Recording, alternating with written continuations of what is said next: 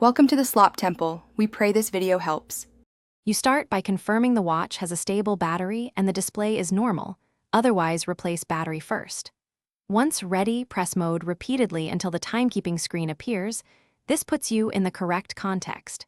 Then press and hold adjust for 2 to 3 seconds. You'll see the seconds flash, which tells you the module is accepting input. This is the required entry step, so you can change hours, minutes, and other fields in sequence. Once the seconds are flashing, press mode to cycle to hours, then minutes, and through year, month, and day. This sequence ensures all time components sync. Use the forward or reverse buttons to increment or decrement values. If you hold either button, the numbers will scroll faster, which saves time. Make sure to select 12 or 24-hour format when you reach that field because it affects AM/PM interpretation. Once each field shows correct values, you finish by pressing adjust to save your changes. The watch will exit setting mode and return to normal timekeeping.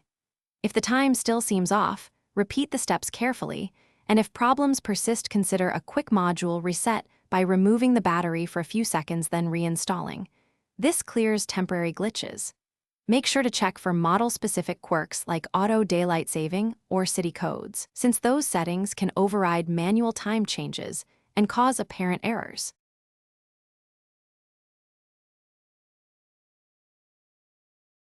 Thanks for watching. Consider subscribing if we helped you.